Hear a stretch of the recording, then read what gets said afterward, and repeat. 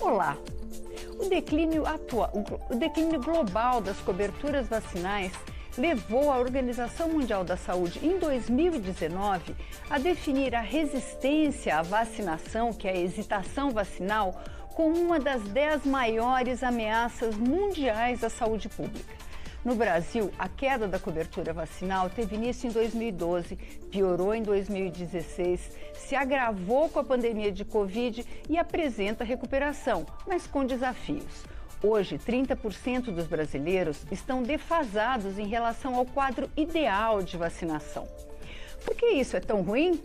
Porque com a baixa cobertura vacinal, voltam doenças perfeitamente preveníveis e graves, como o sarampo, por exemplo.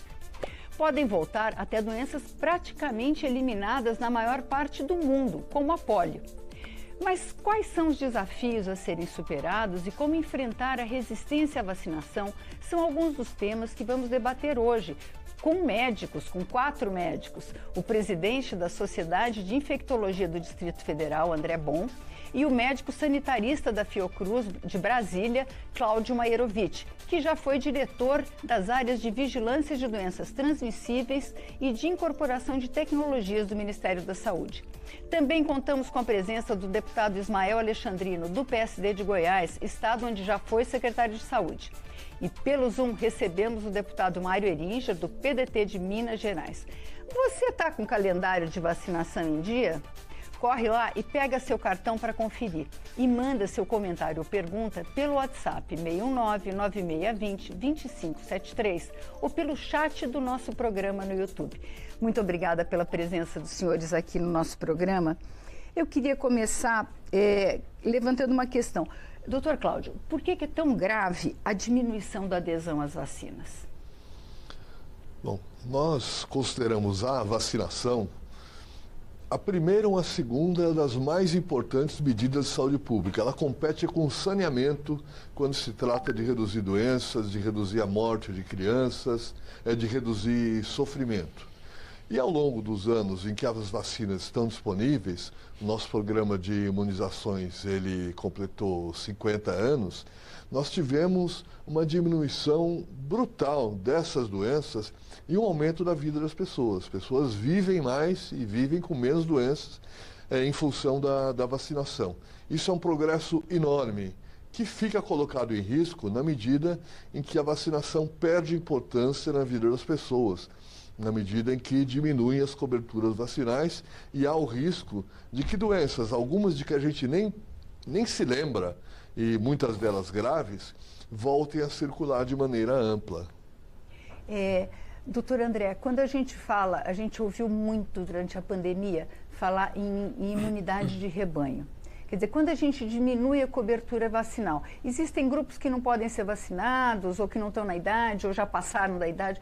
Diminui essa cobertura, essa imunidade solidária dentro da sociedade? Então, diminui. E essa imunidade solidária, ela serve essencialmente para evitar 2 questões, né? A gente tem 2 frentes na questão dessa imunidade solidária, que eu acho que é um ótimo termo.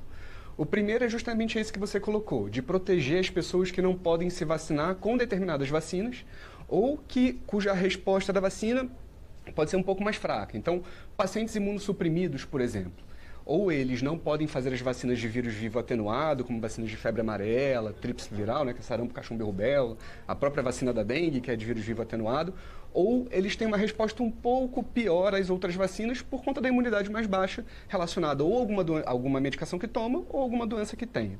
Então, vacinar a população de forma geral ajuda a não circular alguma doença que pode contaminar essas pessoas. Isso é extremamente importante porque não só protege essas pessoas, mas também cria um cinturão, uma barreira também para introdução ou reintrodução de outras doenças. Por exemplo, a gente já foi certificado e voltou a ser contra sarampo no Brasil, né? De não ter circulação do sarampo no Brasil. Se a gente reduzir a nossa cobertura vacinal, ainda existe sarampo no mundo inteiro, existe a possibilidade de reintrodução da doença no Brasil e circulação da doença no Brasil. Então, não é só uma questão de proteção daqueles que não podem ser vacinados, mas também do risco de introdução ou reintrodução de doenças que a gente já conseguiu acabar com a circulação delas no Brasil. Então, estar todo mundo em dia com a sua vacinação é extremamente importante para proteger as populações vulneráveis, mas também controlar doenças que, como o Dr. Cláudio falou, há muito tempo a gente já não vê no país. Deputado, com relação à saúde pública, como é que fica essa questão da vacinação? Qual o impacto que tem para a rede de saúde? Olha, eu costumo dizer que nós precisamos, e não só como médico, mas como gestor da saúde, né, que ocupei cargos tanto no Distrito Federal quanto em Goiás, nós precisamos ter um olhar para a vacinação, não do ponto de vista do indivíduo. A vacinação, obviamente, a decisão ela é individual, mas a política pública e o impacto necessariamente tem que ser populacional. Na pandemia a gente via isso muito claramente, muitas pessoas pegando casos isolados e tal, querendo falar contrário à vacina, mas a gente via claramente, quando jogava os dados, né, na planilha de avaliação, o número de mortes diminuindo e o número de internações por casos graves diminuindo, à medida que a vacina ia aumentando.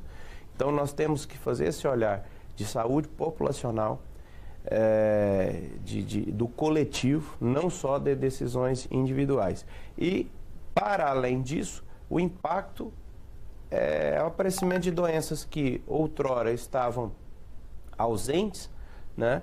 Eu não vou dizer erradicadas no mundo, porque a gente sabe que ainda tem, mas estavam ausentes aqui no nosso país, ou mesmo aquelas que são sazonais, que precisa às vezes estar reiterando a vacina de forma periódica, agravando doenças e utilizando o sistema de saúde na sua porção mais cara e mais nobre, que é a parte da medicina terciária, da saúde terciária, né? Paciente que complica, que entra em insuficiência renal, depende de UTI e tudo mais. Então tem um impacto populacional, mas tem impacto de custo também, e impacto de mortes e de morbidades. Então, esse assunto nós precisamos urgentemente combater a pandemia de fake news que existe.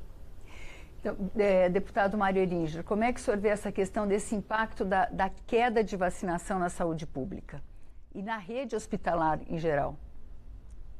Bem, obrigado. É um prazer estar com vocês aqui hoje, Vânia. Estou no meio de um time de craques, porque eu sou menos craque aqui, eu sou ortopedista, não estou tão habilitado assim para falar tecnicamente do assunto, mas como médico e paciente, vamos botar assim, e política, eu posso e devo falar. Nós temos que combater com muita intensidade, arrumar uma vacina para a desinformação. A desinformação hoje é o principal vírus que faz com que a nossa vacinação, o nosso sistema tenha sofrido esse debate. O negacionismo, o anticientificismo e todas as nuances que giraram em torno da política. Eu, particularmente, tenho uma ideia assim, um pouco diferente das posições que algumas pessoas têm, porque eu acho que as campanhas de vacinação sempre foram muito bem feitas. O Brasil é um país que deu show durante muitos anos nisso. Agora nós precisamos de fazer uma campanha de recuperação da credibilidade dos políticos. Na verdade, nós, governantes, pessoas que estão nas posições de governo, perderam uma relação de confiança com as pessoas de um modo geral. E isso favoreceu muito que os negacionistas, as pessoas que não têm nenhum preparo, pudessem divulgar imagens erradas e receberem da população a credibilidade que não deveriam ter. Então, acho que o nosso momento é um momento de recuperar a credibilidade desses movimentos que sempre fizemos e principalmente das pessoas que estão na política fazendo com que essas notícias sejam divulgadas. É um problema difícil, eu sei disso, que a gente vive uma política polarizada. Eu sou do tempo que as crianças tinham a tal da catapora, do sarampo, da varicela, e ficavam todas empoladas. Aquilo era um terrível, eu tive isso. Eu fico imaginando quanto foi bom ter acabado. E, de repente, a gente assiste esse retrocesso. Na verdade, deu até uma melhoradinha agora, mas eu acho que nós temos que ser mais insistentes na recuperação da credibilidade das pessoas que estão transmitindo essa nova informação para a recuperação da sociedade. O deputado Eringe falou da questão das fake news, o deputado Ismael também. Eu acho que a gente vai chegar lá, mas eu queria traçar um quadro maior, né? Porque tem muita coisa envolvida nessa questão. Eu falei no começo esse termo hesitação vacinal. Só podia explicar para a gente, doutor André, o que é essa hesitação? Por que as pessoas ficam assim, eu não sei se eu vou, ou não vai, ou fala, eu vou outro dia, e, enfim, não toma nunca as vacinas? Então, hesitação vacinal é um fenômeno extremamente complexo e que tem várias frentes, né? Tem desde lá do anti-vax, que é uma minoria que não toma nenhuma vacina, que não faz nada, por justamente conceitos errados ali em relação à vacinação, até outras questões que podem estar associadas a questões culturais ou sociais. Você trouxe na introdução do programa um dado muito interessante, que a nossa queda da vacinação começa em 2012, que chega num ápice em 2015, depois recupera e volta a piorar durante a Covid-19. Por que isso aconteceu, por exemplo? A gente vê uma marcada queda de vacinação no Brasil. Em 2015, a gente nem falava aqui de fake news ou de anti-vax, né? Mas a gente tinha, naquele momento, um grande problema de crise econômica no país. E isso faz com que as pessoas tenham mais dificuldade de se vacinar. Por quê? Uma mãe, um pai, uma família que precisa levar uma criança para se vacinar, por exemplo, e que está sem dinheiro, não consegue pegar o ônibus, o posto funciona em horário comercial, então não pode faltar o trabalho para ir, então isso dificulta eventualmente o acesso, tem queda. As pessoas podem ter medo de se vacinar por questões específicas e até por mitos. Por exemplo, uma coisa que a gente estava comentando no início do programa, algumas pessoas têm medo de tomar vacina de gripe, porque acham que vão tomar a vacina da gripe e ter gripe, o que é impossível, né? Porque não tem vírus da gripe na vacina. Então, isso mostra como a hesitação vacinal é um fenômeno complexo e que precisa ser atacado em várias frentes através de informações claras, facilidade de acesso aos serviços de saúde, horários flexíveis, por exemplo, dos postos de saúde para funcionar, para as pessoas conseguirem ir, estímulos para as pessoas conseguirem chegar aos postos de saúde, formas alternativas de acesso à vacinação domiciliar, por exemplo, ou então em pacientes que estão internados, ter acesso à vacinação. Então, informação, facilidade de acesso são as coisas que a gente consegue fazer para melhorar a hesitação vacinal, que é um fenômeno extremamente complexo, que vai desde o anti-vax extremo até questões sociais ou culturais que podem ser barreira e que precisam ser transpostas para que todo mundo possa ter acesso adequado à vacinação. Doutor Cláudio, que papel que tem, que peso que o senhor acredita que tenha a crença de que as doenças não existem mais? Né? Nós convivemos, acho que desde a infância, com pessoas que tiveram poliomielite. Eu nem sei mais falar o nome dessa doença. Né? A gente chama de paralisia infantil. Né? Agora, quase ninguém mais vê isso, ou não sabe que as pessoas que têm alguma deficiência tenham tido por causa dessa doença. Ou mesmo o sarampo. O sarampo era uma doença cotidiana nos anos 60. Hoje, ela praticamente inexiste. Que peso que tem o fato das pessoas não saberem mais, acharem, não, essa doença não existe mais, por que eu vou me vacinar? Eu acho que você traz uma questão muito importante, Vânia. Quer dizer, eu sou de uma geração mais antiga, tenho muitos amigos, colegas, gente que estudou comigo que teve paralisia infantil, que tem uma perna mais curta que a outra. E na época tinha gente que tinha uma doença grave, que morria de poliomielite. Durante a minha formação, eu peguei alguns episódios de epidemias de sarampo. A gente atendia filas e filas de crianças no pronto-socorro, etc., porque sarampo estava ali. Tanto que essas doenças eram chamadas doenças comuns da infância, porque não tinha muito como evitar. E havia tanta circulação da doença que justamente por isso elas pegavam as crianças logo que nasciam. Por isso doenças da infância. E todo mundo tinha medo dessas doenças, porque via o que acontecia, via que, olha, sarampo podia, na maior parte dos casos, não ser grave, mas muitas crianças eram internadas, tinham pneumonia, tinham doenças graves e morriam de sarampo. Mesmo a catapora, uma doencinha tal, pode complicar, pode dar doença grave.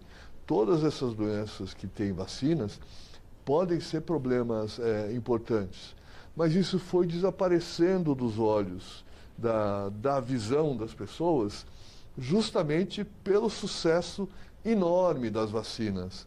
As vacinas produziram aquilo que se esperava delas, que foi deixar a doença distante da experiência das pessoas. Mas com isso, elas foram deixando de se preocupar com isso. Até mesmo muitos profissionais de saúde, muitos médicos, hoje relevam, acham, não, é uma doença tão rara, não precisa se preocupar muito.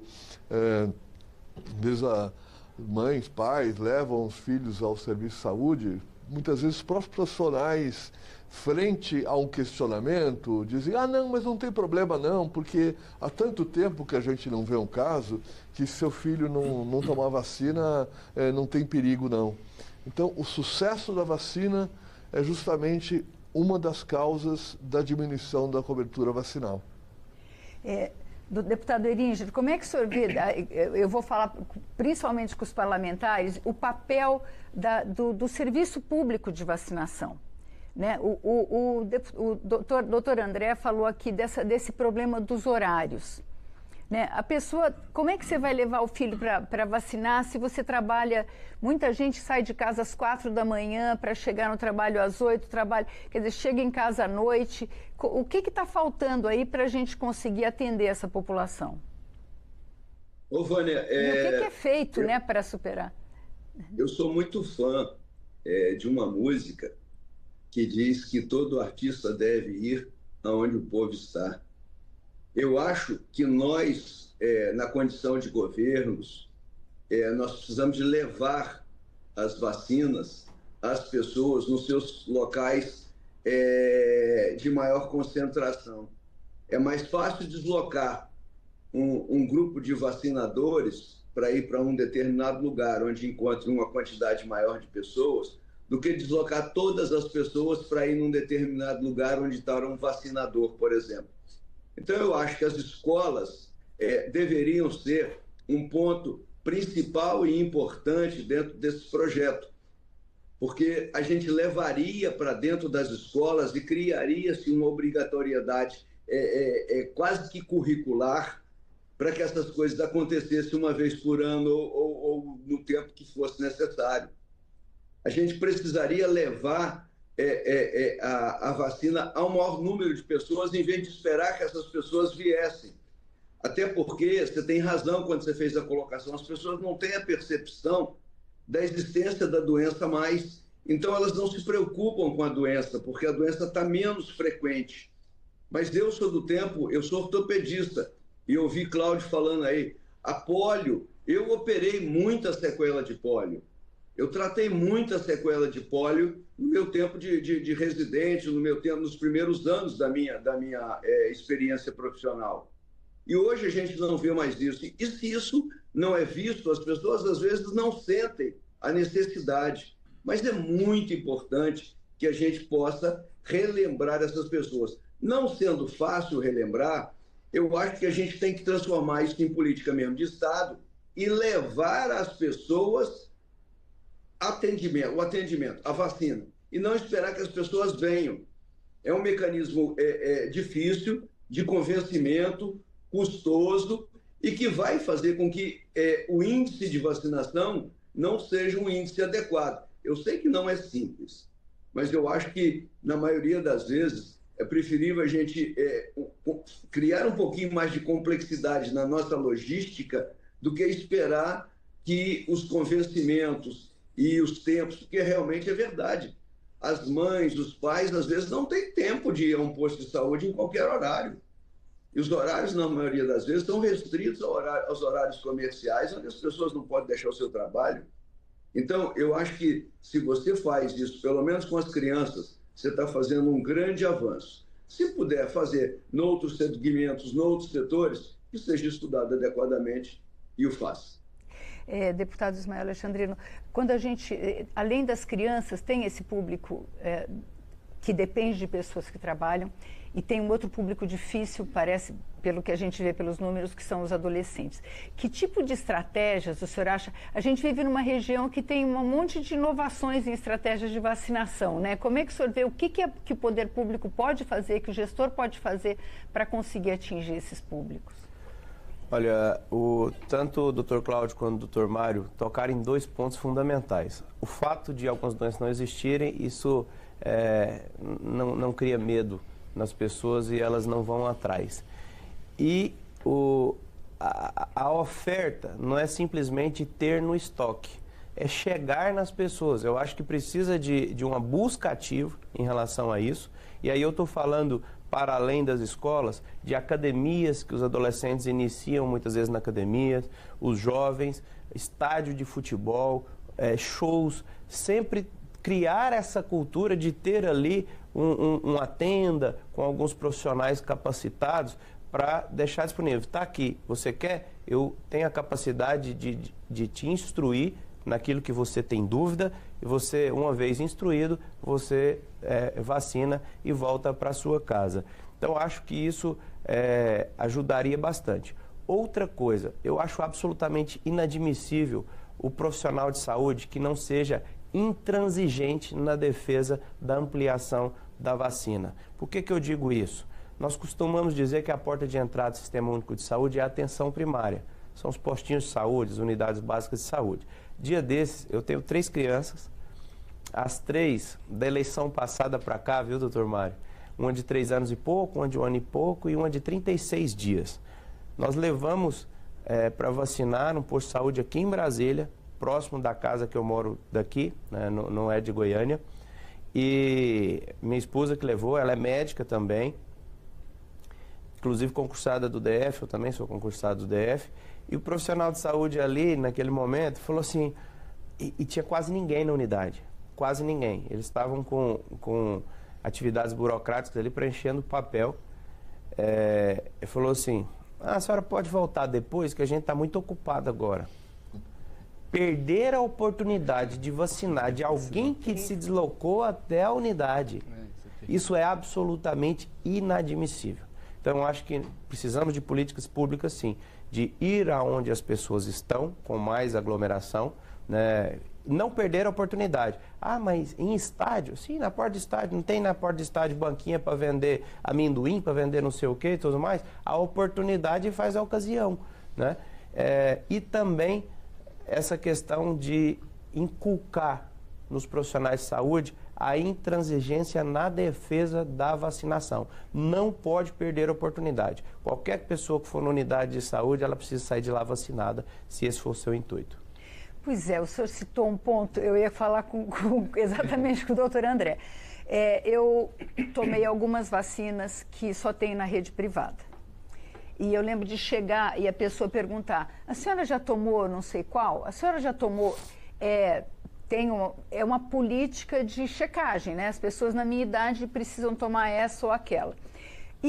Mas eu também vi, do ponto de vista de... As pessoas com quem eu conversei para preparar esse programa, reclamando da falta de preparo das pessoas nos postos de saúde, desse profissional que não percebe qual é a atividade fim dele, e reclamação de profissionais de saúde, de médicos, que desaconselham a vacina. Como é que se enfrenta essa questão? Quer dizer, que a gente está falando aí de fake news, está falando aí de desinformação. Como é que o senhor vê essa...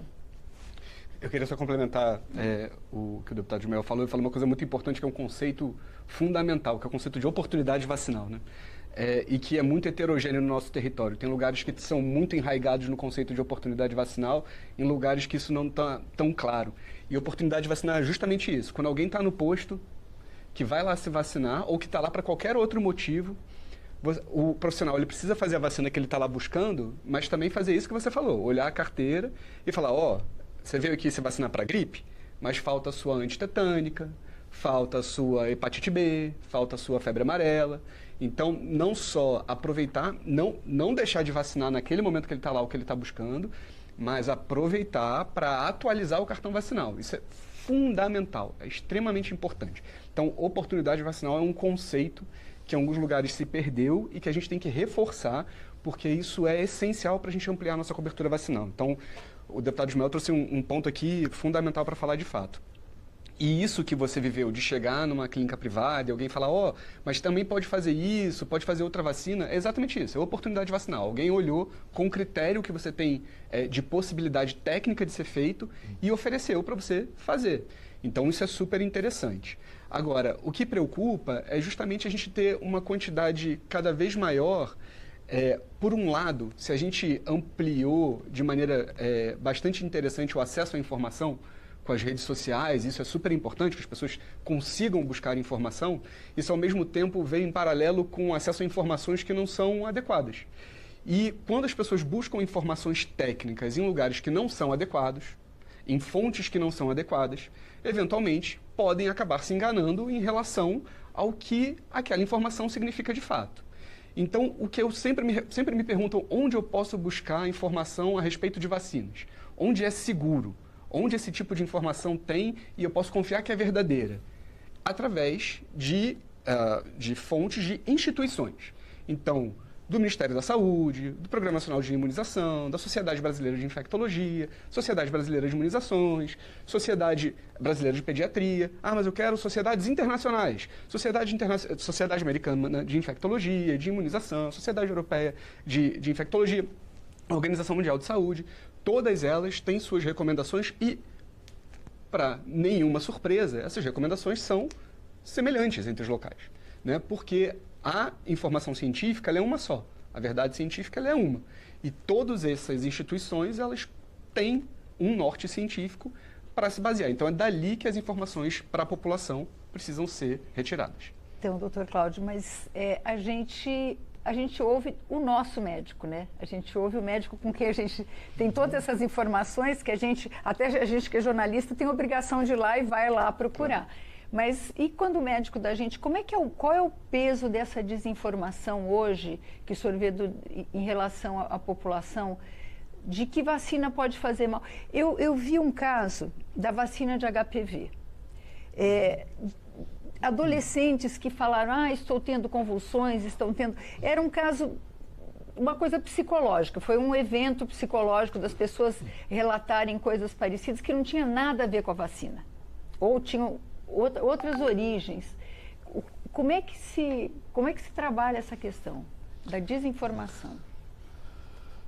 Pois é, deputado contando a experiência dos filhos, eu me lembrei da minha experiência pessoal, na mesma cidade, né? De algumas vezes não poder tomar vacina porque era horário de almoço. Isso tem muito a ver com a gestão dos serviços, quer dizer, um gestor que se preze, organiza de forma que não tenha interrupção na vacinação, de que possa estender ao máximo de horário possível, mas tem a ver também com duas dimensões em relação às equipes de saúde. Uma em geral, equipes de saúde da família, equipes de atenção básica estão sobrecarregadas, porque é ali que as pessoas chegam e aí, se não há uma liderança, se não há uma diretriz clara, algumas coisas que podem esperar na cabeça das pessoas vão esperar. Então, isso é uma coisa que tem que ser enfrentada. Há uma segunda coisa que tem que ser enfrentada, que é a formação dos profissionais.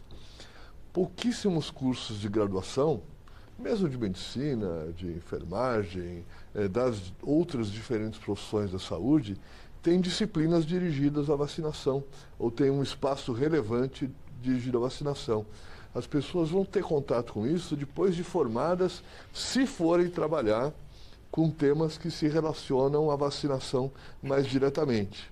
Se não, elas conhecem tão pouco sobre vacinação quanto as pessoas que não têm nada a ver com a área de saúde. E aí elas mesmas estão pouco preparadas, tanto para compreender a importância da vacinação, como para reproduzir isso. E a gente sabe o peso que tem a voz de um profissional de saúde que atende individualmente alguém, que pode explicar as razões daquele tipo de ação. O exemplo da vacina de HPV é muito ilustrativo. Eu vivi no Ministério da Saúde tanto a discussão de incorporação, que foi uma decisão demorada, muito estudada, todas as vacinas são muito estudadas antes de serem incorporadas, como o trabalho de incorporação. Na primeira entrada da vacina de HPV, nós tivemos no Brasil a maior cobertura dessa vacina que o mundo já tinha alcançado, porque ela foi, como disse o deputado Eringer, oferecida nas escolas. Lembrando o nosso grande artista mineiro, foi aonde o povo estava. Na segunda dose, que usou a lógica de que, bom, quem tomou a vacina, recebeu a primeira dose, recebeu a informação, agora basta ir ao posto para a segunda dose, a cobertura caiu barbaramente.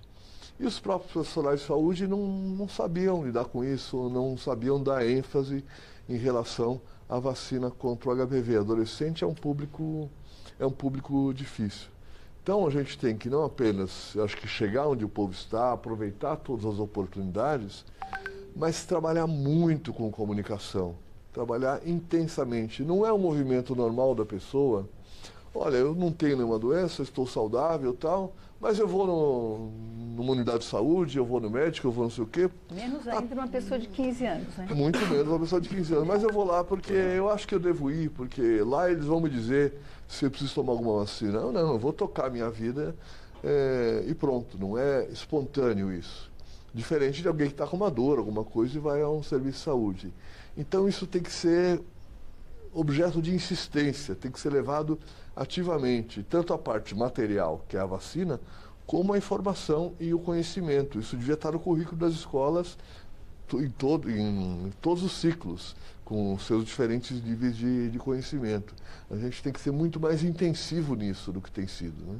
Pois é, deputado Maria Ringer, o senhor, assim como eu, a gente tem uma série de vacinas que a gente tem que tomar ao longo da vida, aliás, como todos nós, né? Mas a gente nem sabe disso, né? Então, e o Brasil tem esse problema da segunda dose. Quer dizer, o senhor tomou lá quando era criança, eu também tomei, a gente era do interior, prestava muita atenção nisso, a vacina de tétano, né, contra o tétano, porque a gente se machucava demais, a gente cresceu brincando na rua e essa vacina do tétano, os pais ficavam... Mas o senhor que é médico sabe, mas a maior parte das pessoas não sabe que tem que tomar outras vezes. Eu não sabia. Eu descobri isso quando fui num posto. E o doutor Cláudio citou essa questão da primeira dose do HPV, mas as pessoas não voltam para tomar a segunda. Na cobertura vacinal das crianças, algumas vacinas que são em 2 doses também, hoje no Brasil, se conseguiu uma grande cobertura na primeira dose, os médicos, por favor, me ajudem, é a tríplice viral, né? Tem uma cobertura muito boa na primeira dose, mas a segunda dose está lá em 75%. Como é que se resolve esse problema? Ô, Vânia, não foi só você, não. Eu também, antes de virar médico, isso demorou um pouquinho, eu também não sabia que tinha que fazer a segunda dose, a terceira dose, o reforço. Eu nunca tinha feito, fui fazer depois que tomei conhecimento. Porque realmente, para nós, e principalmente naquela época, isso era muito menos divulgado ainda, né? Então, a gente realmente não sabia que havia necessidade de vacinas de reforço. Mas hoje, a comunicação ficou muito mais fácil, ela é muito mais direta. E a gente tem possibilidade de fazer uma dispersão maior dessas informações. É claro que, naturalmente, não é um assunto simples, não é um assunto que as pessoas querem participar, querem ouvir. Então, nós temos que fazer com que ouçam sem que percebam que estão ouvindo. A gente tem que educar mais na percepção e nas sensações do que na própria informação e na atenção, porque eu não tenho dúvida nenhuma, hoje em dia os interesses estão completamente diferentes, difusos e múltiplos, e fazem com que as pessoas tenham escolhas e assuntos muito mais interessantes para discutir do que vacinações. Mas nós precisamos ser criativos, nós temos que aproveitar todos os mecanismos, todos os espaços que nós temos para fazer isso. Do mesmo jeito que foi usado na HPV a escola, a gente pode, num trabalho integrado, o Brasil patrocina 99% dos filmes brasileiros. Os filmes brasileiros são todos patrocinados. Por que nós não criamos uma regra subliminar de educação a partir dos cinemas, dos filmes, das novelas? É um negócio simples, não é nada tão ostensivo e que passaria de uma maneira natural pela cabeça das pessoas. Você não precisa de invadir o espaço com um bombardeio de propaganda, até porque no bombardeio de propaganda as pessoas cansam rapidamente e saem, desligam a atenção daquele momento. Então, eu acho que está faltando a gente aproveitar esses mecanismos de comunicação, que são mecanismos concedidos, então, o que a gente sabe, são mecanismos concedidos pelo Estado, usar essa concessão em benefício de uma saúde pública mais adequada, usando os movimentos mais interessantes. Hoje, se você coloca nas novelas, muda um desenho bastante interessante. Se você coloca nas minisséries, se um filme brasileiro que vai lá disputar o Oscar traz lá embutido uma pequena cena de qualquer coisa, de uma vacinação, por exemplo, ou de um comentário qualquer, na boca dessas pessoas, no movimento, isso entra naturalmente no conhecimento e no interesse da pessoa. Então, eu acho que falta para a gente um uso dessas oportunidades para que a gente comunique melhor a sociedade e melhore as condições de profilaxia, de saúde pública preventiva. Doutor André, qual a consequência se uma criança que toma a primeira dose da tríplice viral não toma a segunda? Um jovem que toma a primeira dose do HPV não toma a segunda, ele está protegido, ele está meio protegido? Como é que...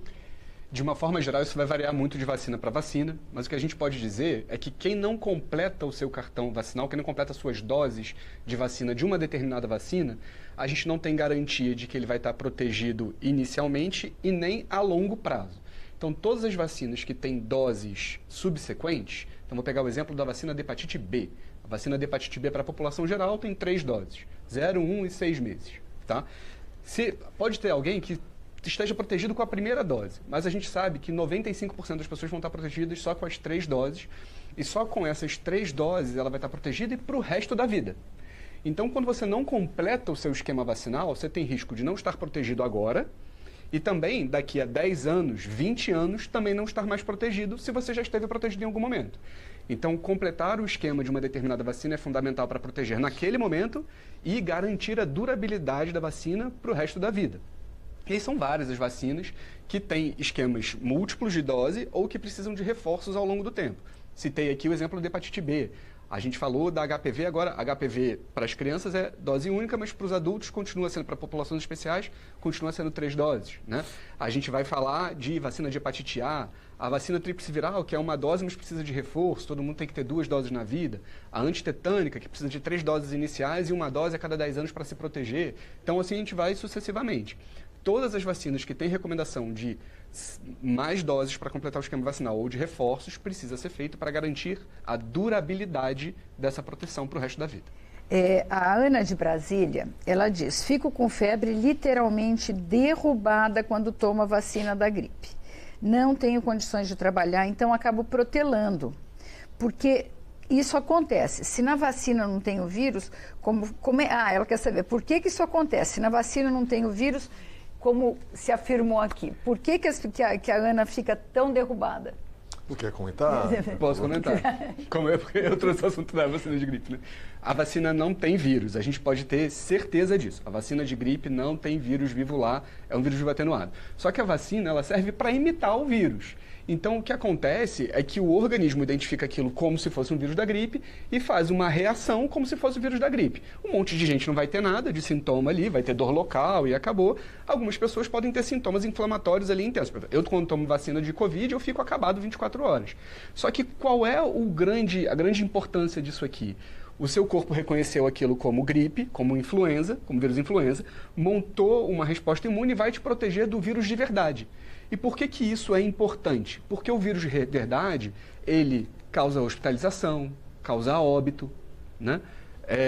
A vacina não vai causar hospitalização e óbito, ela vai causar 24 horas de febre em alguém que vai resolver com dipirona, vai ficar de cama 24 horas e acabou. Isso é em contrapartida de se evitar óbito e hospitalização. Eu acho que é uma troca inteligente, né? 24 horas de febre por óbito e hospitalização. E isso ainda, para algumas populações, isso ainda é mais importante, porque imagina, a gente falou aqui sobre os imunossuprimidos. Existe uma estratégia de vacinar os contactantes domiciliares dos imunossuprimidos, porque a resposta no imunossuprimido é pior. Ele tem que se vacinar, mas a resposta é um pouquinho pior da vacina. Se você vacina quem mora com imunossuprimido, aquela pessoa não vai adoecer e o imunossuprimido tem menos chance de pegar gripe. Então, você vê como a estratégia é importante tanto para o indivíduo, para não adoecer e ser hospitalizado, quanto para proteger outras pessoas que a vacina não funciona adequadamente por conta de condições próprias de imunidade, né? E aí vai evitar que aquela pessoa também seja hospitalizada ou que morra de influenza. Então, eu entendo, é chato, né? Ai, putz, vou ficar lá. Eu, quando tomo vacina de Covid, por exemplo, eu tomo sexta-feira. Porque sexta-feira eu tomo, sábado eu sei que eu vou fazer febre, domingo eu estou de volta na batalha. E eu vi na minha vida, eu vi o que acontece com o Covid-19. Então, e a gente sabe muito bem que a vacina funciona e se a gente reduziu óbitos até hoje é por causa disso. A função da vacina é essa, é evitar hospitalização e óbito. Essa troca por 24 horas de dor e febre, eu acho uma troca justa. Posso comentar doutor... isso? Sim. Brevemente, justamente porque existem alguns eventos adversos que às vezes as informações falsas proliferam com tanta facilidade. Quer dizer, isso que o colega trouxe aqui é uma coisa que as pessoas vão percebendo ao longo da vida. Ah, tomei a vacina, fiquei meio assim e tal. Mas boa parte das pessoas tem consciência que com isso evitará não apenas as situações mais graves, mas possivelmente vai evitar ficar uma semana parado em casa com uma gripe mais forte, com algum tipo de infecção. Entretanto, isso semeia uma pequena dúvida. Olha, a vacina pode fazer mal. E há gente explorando essa pequena dúvida. Tem profissionais, tem médicos hoje ganhando dinheiro, lucrando sobre a hesitação vacinal, gerando dúvida.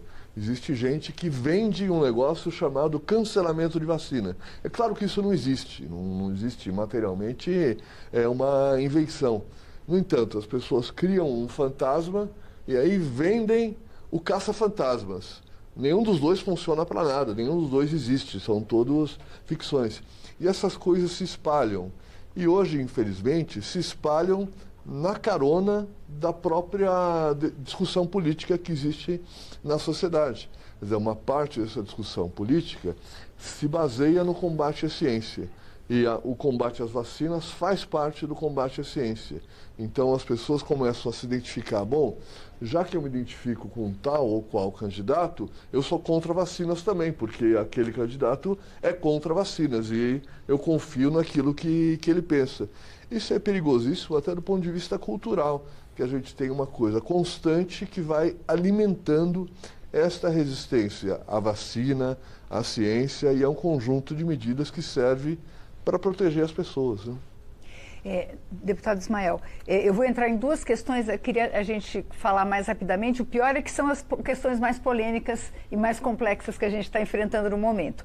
O senhor falou da disponibilização da vacina e de uma posição, enfim, que a vacina tem que estar disponível e a pessoa poder tomar se ela quiser. Quando eu era pequena, eu fui pequena, eu sou diante do PNI, né, do Programa Nacional de Imunização. Eu ia para a escola, eu tenho horror de injeção. Então, eu ia para a escola, a vacinação durante os anos 60 era dentro da escola.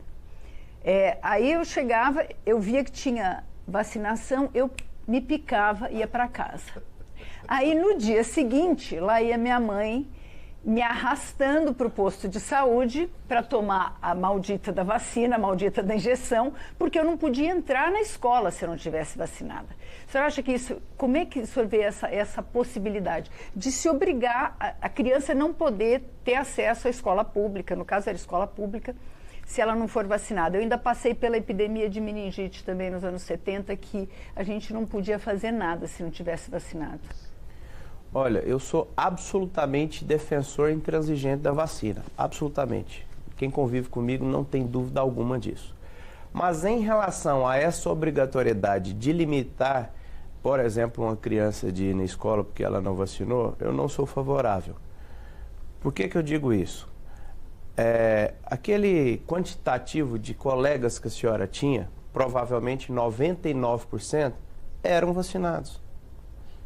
Então, essa medida de ofertar a vacina em locais que tem uma quantidade de pessoas maior, eu acho que ela vence barreiras e ela atinge o objetivo de garantirmos pelo menos 95% de vacinação. E, obviamente, a decisão individual de uma ou outra pessoa sendo respeitada, a chance dela estar enquadrada nesse 5%, 4% que não foi vacinado, impactar todos os 95% é muito menor. E não cria uma barreira antipática, por assim dizer, para usar um termo daquele contexto vacinal. Porque senão o que vai acontecer? Vai começar, sobretudo se isso for de uma escola e não de outra. A escola tal é obrigatória, a escola tal não é obrigatório, tal ambiente é obrigatório, tal ambiente não é obrigatório. Eu não acho que deva ser dessa forma. Nós não podemos perder a oportunidade da vacinação. Precisamos ofertar, por exemplo, numa fila de uma boate. E há um purismo muito grande em relação aos gestores públicos que nunca trabalharam na parte filantrópica e na parte privada do Sistema Único de Saúde, que ele não é só público, é o tripé, de não querer disponibilizar isso em locais que sejam puramente privados. Ah, não, academia não, porque é privado, eu estou privilegiando o dono da academia e alguma coisa. Mas se isso vira cultural, se oferece na fila da boate, oferece na fila do show, oferece na academia, isso vai conquistando a população, a pessoa vê que a outra vacinou, não aconteceu nada com ela, então ela vai e vacina também. Agora, essa obrigatoriedade, eu sou muito claro em relação a isso, eu sou contrário. Como é que o senhor vê essa questão, deputado? De obrigar a vacinação? Ô, Vânia, você sabe que eu sou um admirador do Ismael aí e gosto muito até de quando estou junto conversar com ele. Porque o senhor defendeu formas criativas dessa ação, né? Ele é inteligentíssimo e tem uma experiência, uma vivência muito grande, mas nesse momento eu divirjo 100% dele, porque eu sou do seu tempo, viu, Vânia? Se a gente não pudesse, se a gente não vacinasse, não podia ir à aula.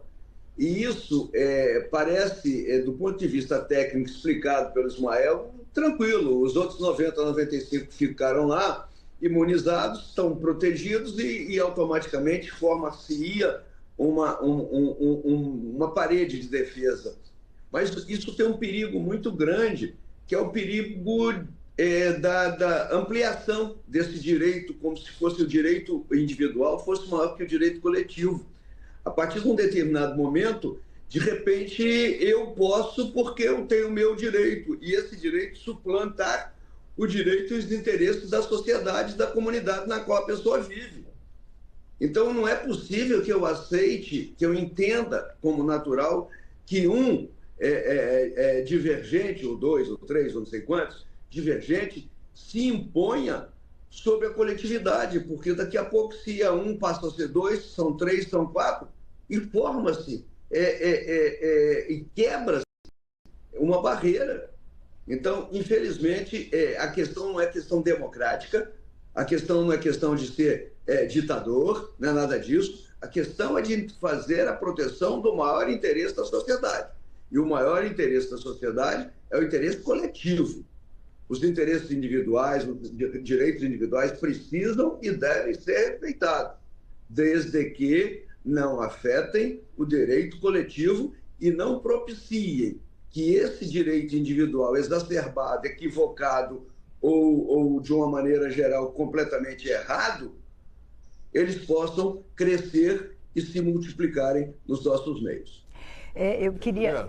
Sim, mas eu já vou indicar a próxima pergunta, que o senhor liga as duas coisas. A gente teve recentemente a suspensão da vacinação com a vacina contra a dengue do Butantan. Qual o impacto que o senhor acha que isso pode trazer nessa desinformação, nessa hesitação vacinal? O senhor acha que a população vai começar a ter medo de tomar essa vacina quando ela voltar, se ela voltar depois de feitos todos os testes? Bom. Tá. Esse é um tema também complexo, mas eu queria comentar rapidamente o tema anterior, porque essa discussão não existia antes da pandemia, não com essa intensidade. Só que pandemia, uma epidemia, uma grande ameaça à saúde pública, é uma situação de um contexto completamente diferente, em que, de fato, a sociedade precisa que muita gente se vacine para interromper uma coisa que ameaça a vida de todos. No cotidiano, essa discussão não está colocada desse jeito.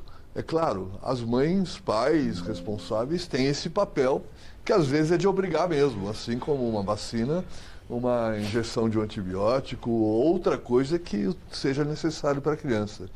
Agora, essa questão da obrigação, ela se deu sempre de uma forma muito mais leve. Por exemplo, as escolas cobram a carteira de vacinação. Eu acho que ninguém defende que a criança deixe de ir para a escola porque não está com carteira de vacinação. Mas o ato de cobrar é importante. E de cobrar de novo o mês que vem, ou no outro mês, etc., é importante. Uma forma de lembrar que a criança É uma forma de lembrar, uma ser. forma de insistir. Uma série de outros pequenos atos desse tipo. Forma a fila de vacina na escola numa ocasião que a equipe vai lá. Deve ser natural que as crianças entrem na fila e tomem vacina. Então, isso é uma questão cultural. A gente pensar que o normal é tomar vacina, o esperado é tomar vacina. Que as pessoas tenham que se explicar muito quando resolvem, por alguma razão, não tomar ou não dar vacina. Não dar vacina nos seus filhos é diferente. Porque aí não se trata da obrigação de quem toma a vacina, se trata da responsabilidade de proteger alguém que é vulnerável, alguém que não tem poder próprio de decisão. Aí é uma situação diferente. Entrando na questão da vacina de dengue. Eu acompanhei essa vacina há mais de 10 anos. Cheguei a acompanhar a convite de um comitê que acompanhou a vacina no estado de São Paulo. Foi um trabalho muito importante, muito sério, um estudo dos maiores que a gente conhece em termos de acompanhamento do uso de uma vacina nova. Então, é absolutamente surpreendente que depois de todo esse trabalho tenham surgido efeitos inesperados que ainda estão em investigação. Agora, isso pode acontecer com qualquer tipo de medicamento, vacina ou tecnologia. Os estudos utilizam ali ou se baseiam na vacinação de alguns milhares de pessoas. Se os efeitos negativos forem muito, muito raros, um efeito de 1 para 100 mil, de 1 para 1 milhão, etc., há uma possibilidade de que esses estudos não sejam capazes de detectar. Daí a importância de uma coisa que a gente chama de farmacovigilância, a vigilância dos fármacos e a vacina é um fármaco. É um sistema capaz de detectar rapidamente quando aparece o problema e de informar o sistema quando aparece o problema para que haja algum tipo de decisão para investigar aquilo e para interromper o risco. E hoje no Brasil nós temos um sistema de farmacovigilância, tanto da Anvisa como o sistema do Ministério da Saúde, que são extremamente efetivos para detectar isso rapidamente e para tomar as medidas, como a gente vê que aconteceu em relação à vacina de dengue do Butantan. Então, depois de 500 mil doses aplicadas, apareceram alguns casos suspeitos. É uma informação importante. A medida de suspensão que o Ministério tomou como uma precaução foi extremamente importante. E as pessoas devem saber disso. Quer dizer, o Ministério da Saúde, o Programa Nacional de Imunizações, as secretarias estaduais, municipais de saúde, os especialistas da área, são muito cautelosos. Então, um tipo de acontecimento desses, ele deve servir para mostrar que essa cautela existe, que está funcionando. Porque qualquer tipo de medicamento, qualquer tipo de vacina pode causar um evento adverso inesperado que só é conhecido depois de milhões e milhões de doses aplicadas. Nós temos que ter um sistema, e nós temos isso, capaz de detectar isso rapidamente para que não haja problemas maiores depois. E isso às vezes se confunde, as pessoas não têm informação sobre isso, elas ouvem falar que a vacina de dengue está dando problema, por exemplo, isso já se torna uma ameaça, uma nuvem negra que paira sobre o programa de imunizações, sobre tudo que se refere a vacinas. Então, a mensagem que deve ficar é isso: nós temos vacinas que são estudadas em muita profundidade e um sistema muito efetivo para detectar rapidamente quando há problemas. Doutor André. Então, eu acho que tem algumas coisas que a gente precisa reforçar aqui, eu talvez seja um pouco repetitivo em relação ao Cláudio. A primeira coisa que a gente precisa dizer e reforçar é que os estudos iniciais eles foram feitos com muita seriedade. Tanto que ele foi publicado numa das principais revistas do mundo, os grupos de estudo foram todos muito sérios, né? E o número de eventos que a gente suspeita, e aí isso é importante de ser dito, os eventos estão em análise. Eles não foram confirmados como todos associados à vacina. Então, os eventos que a gente tem suspeita foram extremamente raros e matematicamente quase impossível de serem identificados num estudo original da vacina. A cautela para fazer o bloqueio, a parada de vacinação agora é extremamente importante. A análise desses casos é fundamental. E aí é importante esclarecer a população também como é feita a análise. Então, em cada estado, existem grupos técnicos que avaliam os eventos adversos de cada um desses estados. São comitês interdisciplinares com pessoas de diversos saberes que avaliam os casos e, tecnicamente, definem se aquele caso tem ou não capacidade de ser associado diretamente à vacina, seguindo critérios específicos. Existe um manual que ensina e determina quais são os critérios que determinam que uma determinada vacina é associada a um determinado evento adverso. Tem um manual brasileiro, tem um manual da OMS, tem manuais internacionais, todos eles com os mesmos critérios. Então, através de critérios objetivos, a gente vai conseguir dizer daqui a algumas semanas se esses eventos todos suspeitos estão de fato ou não associados à vacina. E a partir desse momento, a gente consegue dizer, vamos continuar a vacinar ou não. Apesar surgir essa dúvida na população, o que esse evento de agora tem que trazer é mostrar para a população o quanto o Programa Nacional de Imunização é seguro. O quanto a gente é capaz de identificar eventos adversos, mesmo que não comprovadamente associados à vacina, a gente levanta a mão, interrompe a vacinação para investigar. Ninguém para só depois que investigou. Para antes de saber, para ter certeza de que está todo mundo seguro. E aí, a partir do momento que a gente tem certeza que não estão associados, retoma. Então, você fez uma pergunta, as pessoas podem ficar tranquilas se eventualmente a vacinação for retomada? Claro que podem, porque existem diversos grupos técnicos avaliando isso em cada estado e, se definir que esses eventos não foram associados à vacina, isso são através de critérios objetivos, transparentes, discutidos por grupos interdisciplinares que conseguem determinar com clareza se aqueles eventos são ou não associados à vacina. Então, se em algum momento essa vacina retornar, quando ela retornar, é porque tem absoluta segurança. E isso pode reforçar a segurança do Programa Nacional de Imunização, inclusive para as outras vacinas. Mostra como a gente está olhando para cada uma delas e é sensível para identificar eventos adversos. Bom, infelizmente o nosso tempo terminou. Eu agradeço demais, agradeço ter tido o privilégio de discutir com 4 especialistas na área e em todos os aspectos da área.